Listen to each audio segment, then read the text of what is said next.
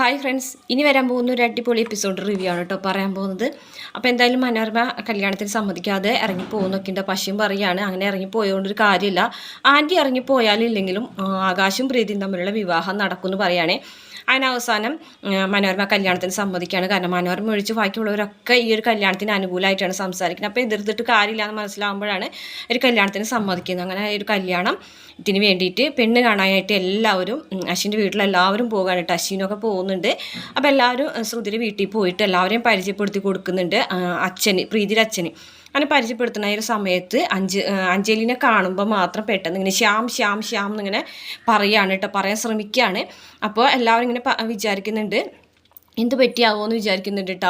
ഈ സമയത്ത് ശ്യാമ അവിടെ തന്നെ ഉണ്ട് കേട്ടോ. കാരണം ശ്യാമ് പെട്ടെന്ന് അതിൻ്റെ ഉള്ളിൽ പെട്ടുപോകാണ്. ഇവർ വരുന്നതൊന്നും ശ്യാമ അറിയണ്ടല്ലോ.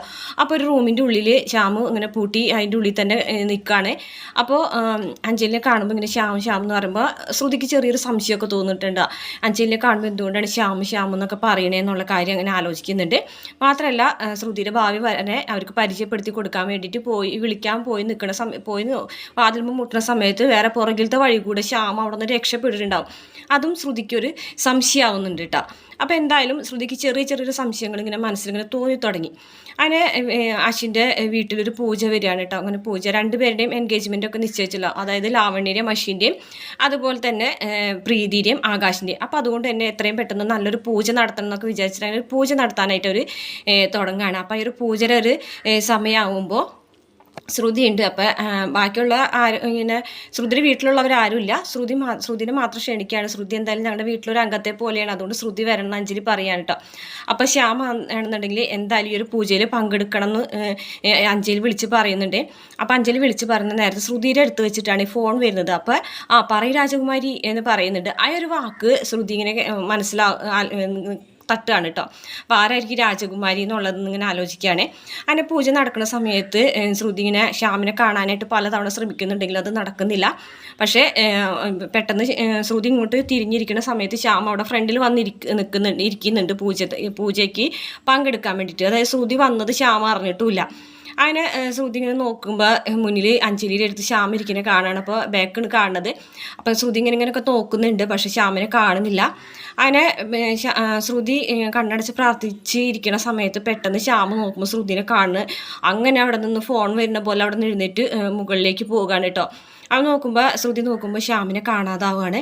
അപ്പോൾ പെട്ടെന്ന് തന്നെ ശ്രുതിക്ക് വീണ്ടും ഒരു സംശയം വരികയാണ് കേട്ടോ. അപ്പോൾ അതുപോലെ തന്നെ ഇതിൻ്റെ ഇടയിൽ നമ്മുടെ ലാവണ്യ പറയുന്നുണ്ട് ശ്രുതിയോട് അഞ്ജലീനെ നമ്മളെ രാജകുമാരി എന്നാണ് വിളിക്കണേന്ന് പറയുമ്പോൾ കേട്ടോ. അപ്പോൾ അതും ഒരു ഡൗട്ട് ഉണ്ടല്ലോ. അപ്പോൾ അങ്ങനെ വേഗം തന്നെ ശ്രുതി മുകളിലേക്ക് കയറി പോകാൻ കേട്ടോ. മുകളിലേക്ക് കയറി പോകുമ്പോൾ ശ്യാമിനെ ഫോൺ ചെയ്ത് നിൽക്കുകയാണ് ആർക്കോ. അങ്ങനെ ഫോൺ ചെയ്ത് തിരിഞ്ഞ് നോക്കുന്ന സമയത്താണ് പെട്ടെന്ന് ശ്രുതി ഇങ്ങനെ ഞെട്ടിപ്പോകാണ് കേട്ടോ ശ്യാമിനെ കാണുമ്പോൾ. അപ്പോൾ ശ്രുതിക്ക് കാര്യങ്ങളൊക്കെ മനസ്സിലാവാണ്. ശ്രുതി ചെന്നിട്ട് ഇങ്ങനെ ചോദിക്കുകയാണ്, നിങ്ങൾ ചതിക്കായിരുന്നല്ലേ, നിങ്ങൾ അഞ്ജലിയുടെ ഭർത്താവാണല്ലേ എന്ന് ചോദിക്കുകയാണേ. അപ്പോൾ അഞ്ജലി മാഡത്തിൻ്റെ ഭർത്താവായിട്ട് നിന്നിട്ടാണ് നിങ്ങൾ എന്നെ കല്യാണം കഴിക്കണം എന്ന് ആഗ്രഹിച്ചതെന്നൊക്കെ ചോദിച്ചിട്ട് മുഖത്ത് ആഞ്ഞൊരൊറ്റ അടി അടിക്കുകയാണ് കേട്ടോ. അത് ശ്രുതി അത് പിന്നെ ഞാൻ എന്താണ് സംഭവിച്ചതെന്ന് പറയാം എന്നൊക്കെ പറയുകയാണേ.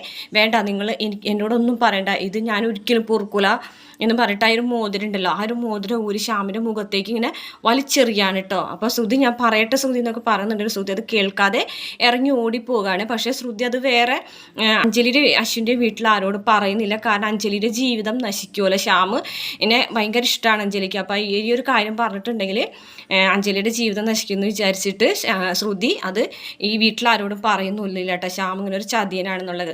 അപ്പോൾ ഈ ഒരു എപ്പിസോഡ് ഉടനെ തന്നെ ഉണ്ടാവും. അപ്പോൾ വീഡിയോ ഇഷ്ടപ്പെടുകയാണെങ്കിൽ മറക്കാതെ ചാനൽ ഒന്ന് സബ്സ്ക്രൈബ് ചെയ്ത് വീഡിയോ ഒന്ന് ലൈക്ക് ചെയ്ത് സപ്പോർട്ട് ചെയ്യണേ.